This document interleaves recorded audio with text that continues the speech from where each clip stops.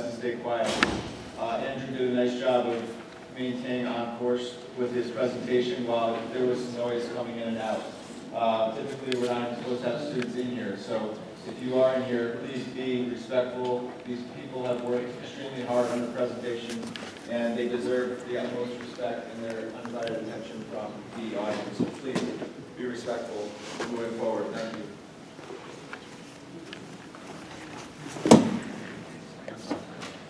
Is it recording?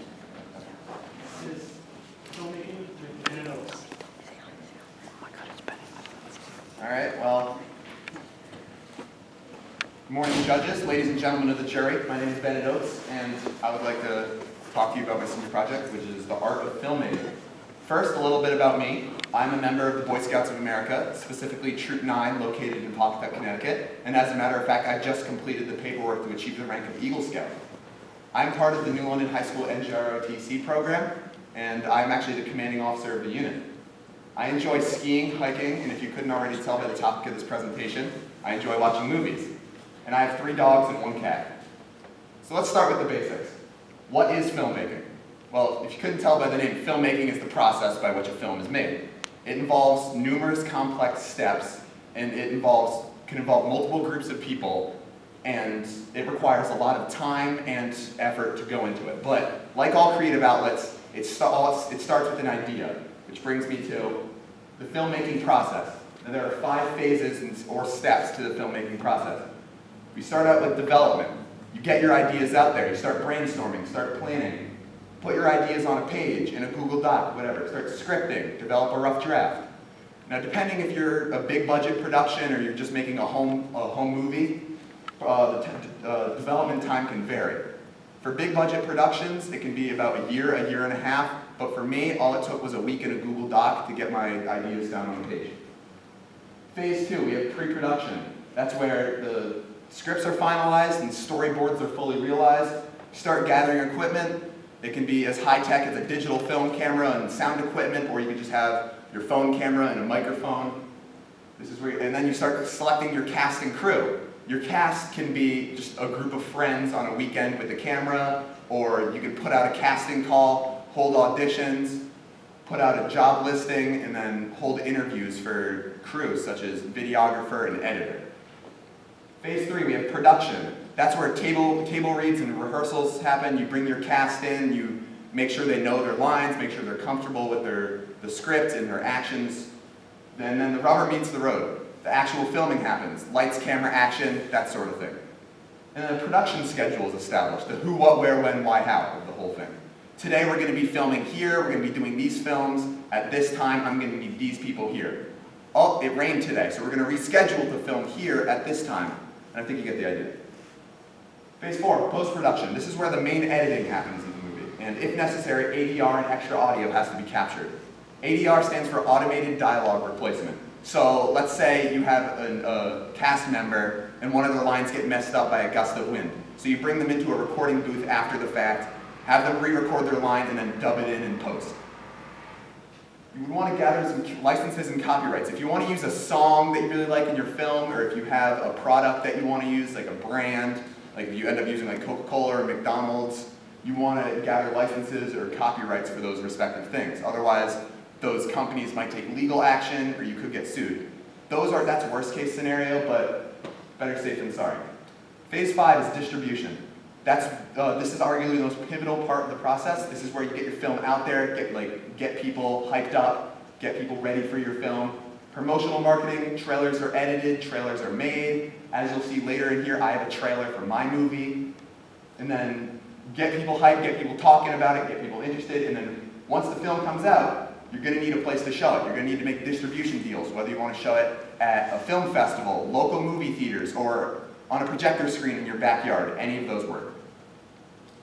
A little bit about the history of filmmaking. The idea of film can be traced as far back as 1832 with the invention of the phenakistoscope, which is a big box thing, and then when you put your eyes in the goggle slot and start turning the reel, those are just pictures, but when you turn the reel, that wheel moves, and the little guys right there start walking around and moving.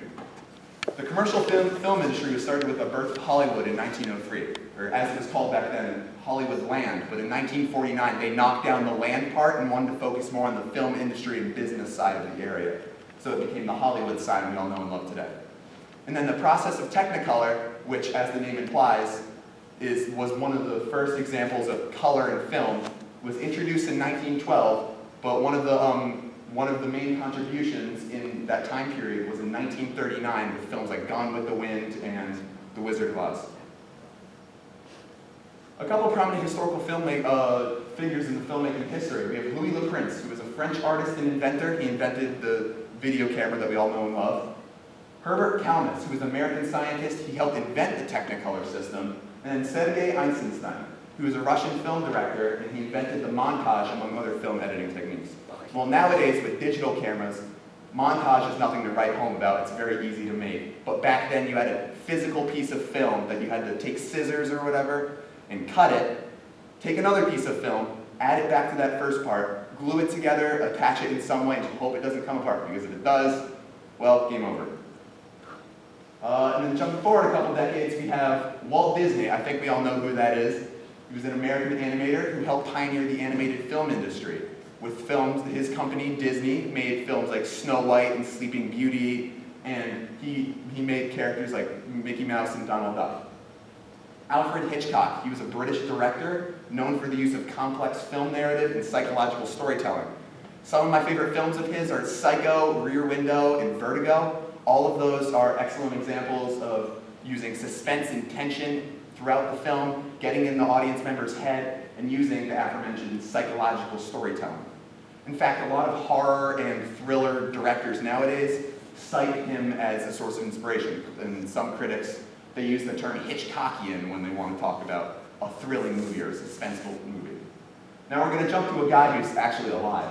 Canadian director James Cameron, who many people consider him to be a pioneer of special effects and CGI, specifically in the late 80s and early 90s with films like Aliens, Terminator, Titanic, and Avatar.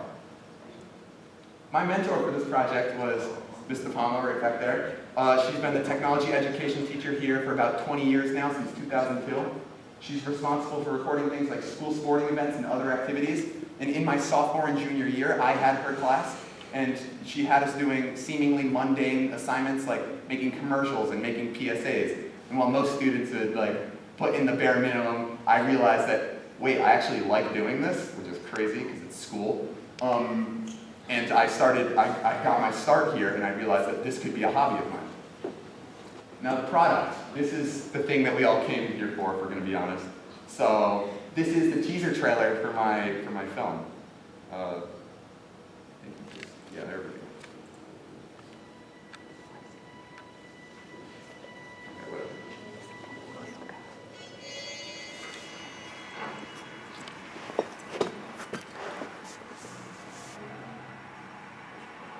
Alright, thanks for all your help.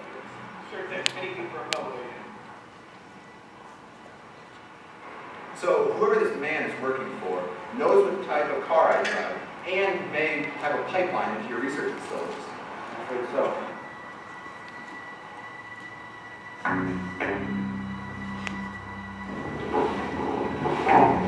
Well, looks like someone had their ear to the door during our little meeting.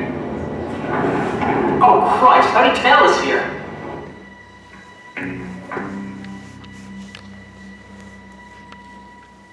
Here, you can lose him at the light.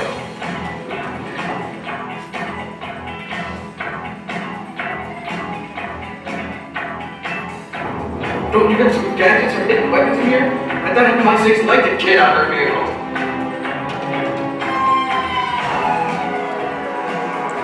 Sure thing, anything for a fellow agent. I'm not a fellow. Alright, whatever. No, I'm not a spy. I'm 17. I'm barely passing my English classes. How the hell did I become a secret agent? You gotta be double. That doesn't make any sense.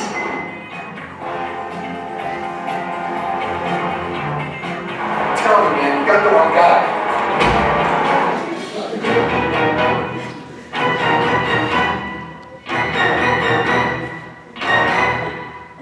Yeah. Alright, there we go. Alright.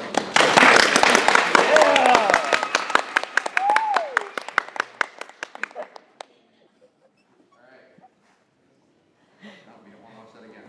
Unless, no. last part was so And then good. here are a couple of the first few pages of my script. I went online and looked up the font for Hollywood scripts and figured I'd make it, look official. And then here are a couple behind the scenes pictures of my friends. And right here is, as you saw in the film, the moment where I absolutely decked my friend. So that's pretty cool. Now, the 4 elements of STEM in filmmaking. We're going to start with science. The element of science in filmmaking is called cinematography, which is the science of the motion picture. Now, back in the day, they used reels called film stock. I'm sure most of you have heard the terms like 8mm film and 32mm film. The millimeter referred to the aspect ratio of the movie, the width of the picture, and it was actually made of something called celluloid film, which was made of a materials such as camphor and nitrocellulose. And when exposed to the light created by the camera when it was fed through it, a chemical reaction happened, and the image showed up on the celluloid film. Technology, we have digital cinematography, which is the modern day equivalent. It's cinematography, but, well, digital. We start with digital imagery. It got its start in the late 1980s when Sony created something called electronic cinematography. It focuses on video resolution as opposed to aspect ratio. Video resolution is the pixel count of the picture, and then, as I said, aspect ratio is the width of the film in the picture. It used electronic sensors and memory cards as opposed to film stock to capture and store the film. We have engineering, which is VFX, which stands for visual effects. Practical effects are key to making a film believable. I think we all know, well, I would hope that you know that movies aren't real, but practical effects are key to making a film look like it's real. And as I mentioned before, the king of practical effects in the late 80s and 90s was James Cameron himself, the man, the myth, the legend.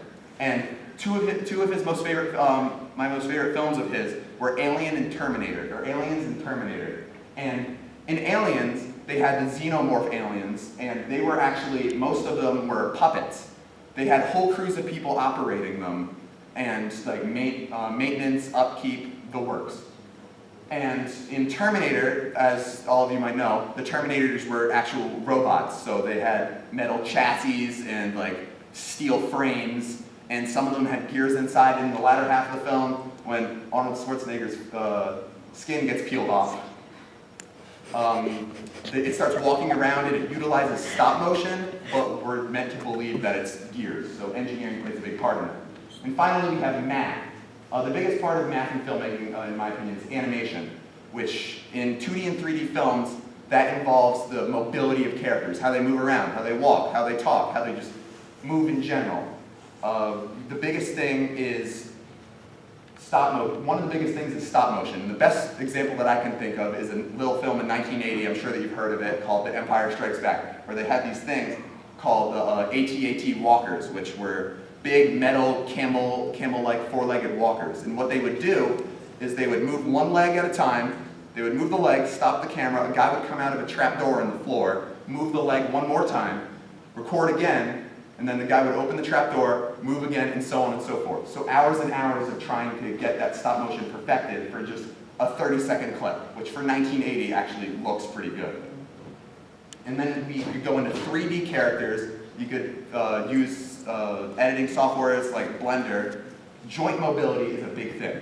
Just making sure the arms flex just the right amount, using angles to determine how to make it normal, legs, arms, that sort of thing. Trigonometry is also a big thing because you just have a lot of shapes. And the 4 C's of filmmaking, we have critical thinking, collaboration, creativity, and communication. As the film director for my film, I had to make a lot of decisions regarding the production of filming my movie. Collaboration, I had to work with my cast and crew both on and off the set. Creativity, the entire script and screenplay was written by yours truly. And for communication, I communicated to my cast about where we're going to film, what we're going to film, when we're going to film, getting the script out to them, making sure they know their lines, and just directing them on site overall. What I learned from this experience is, I never intended for this to become a career path for me. I always considered it to be more of a hobby of mine. I started planning this project all the way back in the summer, if you can believe it, and I figured I'd make this an enjoyable experience. I wanted to go into senior project and make it not feel like, well, a project. So I did something that I enjoy, which is film. So I ended up watching, reviewing, and making movies for a school project, which is pretty cool.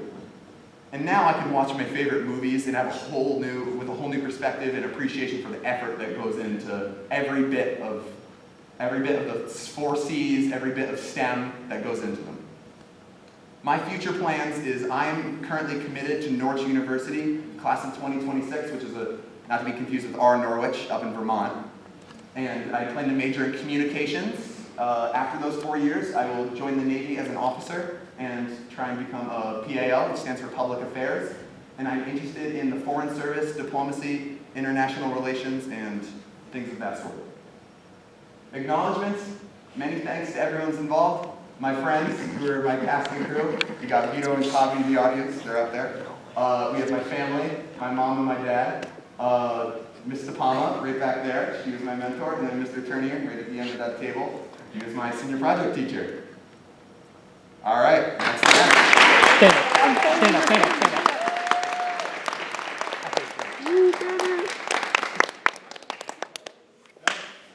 Great job. I love the presentation. I thought you had great presentation skills. You kept us engaged the entire time. Your voice projects nicely. Your slides were laid out very well. I really can't imagine what it's like for that guy who was working in stop motion under the trapdoor in the 1980s and to now, if he's still alive, living in 2020, watching films being made without that. So I thought that was kind of interesting to think about.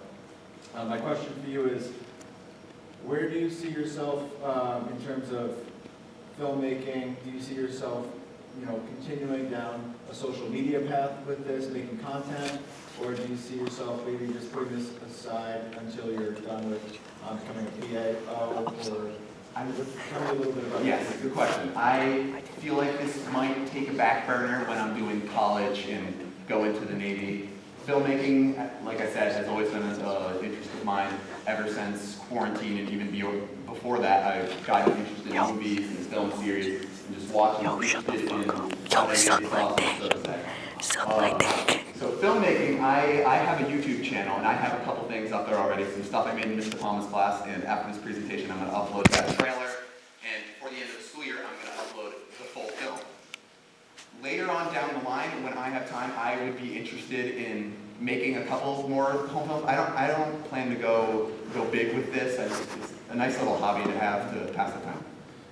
So the other judges didn't get to see your bloopers reel, but I did, so I understand that it did take a lot of time and effort to get this put together. So can you tell us a little bit about how long it might have taken just to even get that clip that you showed us today? How difficult was it getting everybody together? How much time did that actually take? How many days of filming did that take? Oh, it took a couple. Like, one scene that I can think of in particular was that scene where I was at the front, I was shaking my friend's hand. All I had to say was, "Thank you, Felix, for all your help." And he said, "Sure thing, anything for a fellow agent."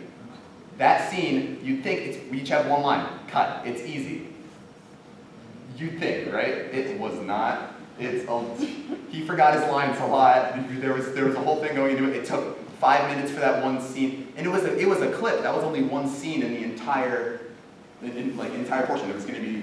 I planned for there to be like a mini car chase after that, if you saw, but we couldn't really get around to that. So part of editing together trailers is you can kind of work around things if you don't have everything in the film. Just put together bits and pieces that look interesting. Fake it till you make it. Make it look like you know what you're doing, and have a trailer that's tantalizing enough for people to be interested. And then you'll record more stuff, and people will garner more interest. People will hear about it, and then you put it out, and then people will watch it, and boom goes the dynamite, I guess. Well, excellent job. You have great personality, so continue with that. It'll get you far in life. And you're an intelligent young man, so I wish you nothing but the best of luck. Great job. Thank you.